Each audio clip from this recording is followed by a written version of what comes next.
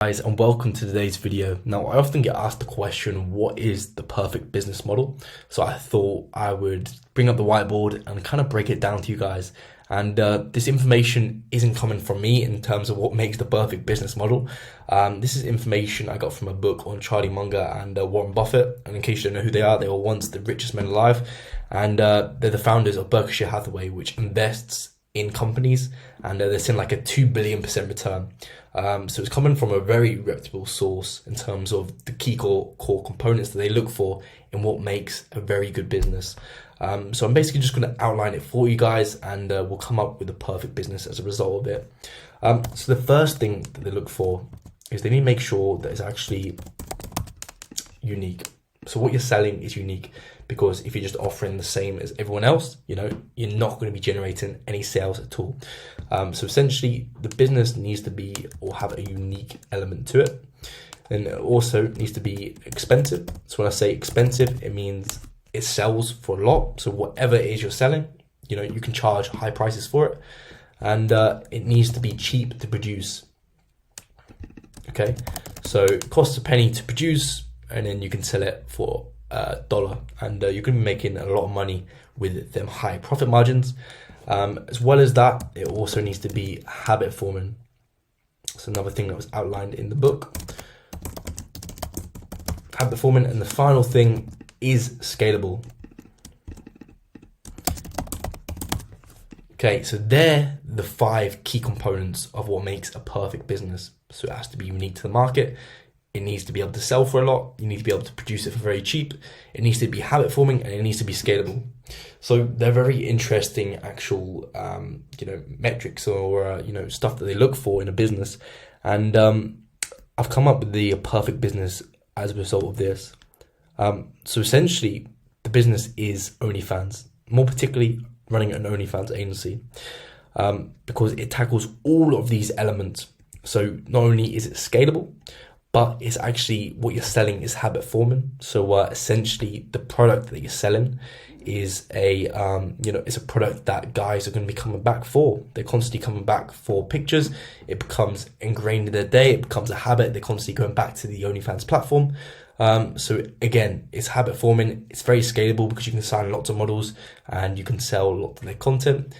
It's very cheap to produce. You're selling media, you're selling photos, you're selling videos. It doesn't cost anything to produce that product, and you can sell it for ridiculously high prices. So that one bit of content can sell for $50 to 200 people.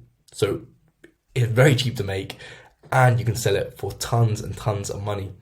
And as well as that, it is unique. Now, the unique part is something that lots of people get caught up on. And I'm going to be diving into how to make it unique when it comes to running an OnlyFans agency. So running an OnlyFans agency, you're going in, you're helping models, you're actually helping them scale up their marketing and sales efforts so they can make more money, and they can just focus on producing the content, which is the actual money performing activity, and you can help them with everything else.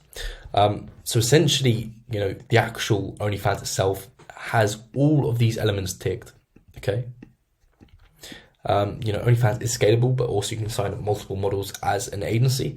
It is very, very scalable. You can have a bunch of OnlyFans pages which are producing this very cheap content, selling for loads, which is habit forming, and you can do it tons and tons of times. So it's very good, but the unique element, lots of people get caught up on. So when it comes to unique, people think, niching down is the way to go about it. And, that is one way of going about it. So you could, for example, have the OnlyFans page target, the e-girl niche.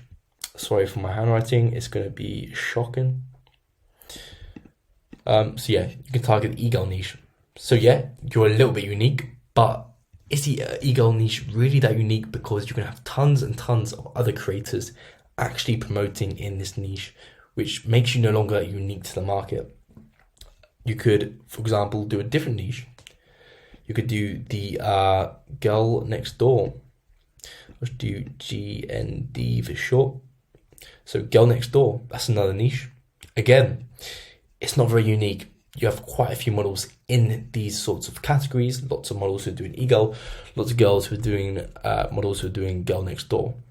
So when it comes to finding the unique section, what you can do is you can combine these two niches and then you can become unique. So you've got the girl next door, you got e-girl, and this is the sweet spot here. This is what makes you unique. Lots of people, they go after one niche. So you can go after this, you go after this, you know, again, not very unique. There's going to be lots of competition, which makes it no longer the perfect business because you're not ticking off all of these categories. Whereas if you go between the lines, so you're the e-girl that lives next door, suddenly you are very unique to the market. Not many people are in that sort of niche. And, you know, you can then sell your content for very expensive, produce it very cheap. It's habit forming, it's scalable, and not many people produce that sort of content. So, you know, you align with all of these, and that's how you make the perfect business, and that's how you can start raking in tons and tons of cash when it comes to OnlyFans. Now, of course, if you're a creator, you can take some value from this. You can actually, you know, look at these two different niches, and you can actually, you know, then adapt your current OnlyFans page to, you know, go in between the two niches. And if you're an agency managing a few models like myself, you can also go to your actual models' accounts. You can identify their niche. At my agency, we use a niche builder, and essentially you can then conflate two niches together, and you can find that unique spot, which suddenly turns the business to the perfect business model. So I see lots of people kind of get stuck when it comes to getting results for their OnlyFans models clients. And I thought this is you know, a very interesting way of looking at it in terms of this is why some of you might not be getting your results, because you're not providing content that is unique to the market, which means you're always going to be competing at price. So you can't be the most expensive in the market.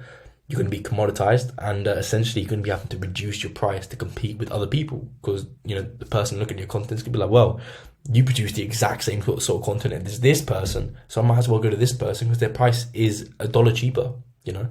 So you're losing that money, you're losing that subscriber.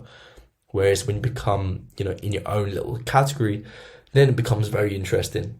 They're not going to be able to compare. You're like, well, you know, this girl's an e-girl, but she's not doing both of these niches, which is what I'm into. So, you know, you're going to be captivating a smaller portion of the market, but of course you're going to be retaining them a lot easier. So you're going to be able to grow and scale with very much ease. So I hope you guys got a lot of value from this video. If you did, hit the like button, hit that subscribe button. If you want to start your very own OnlyFans agency, make sure you join the Facebook group down below, where we do exclusive live training sessions. And I'll see you guys in the next video.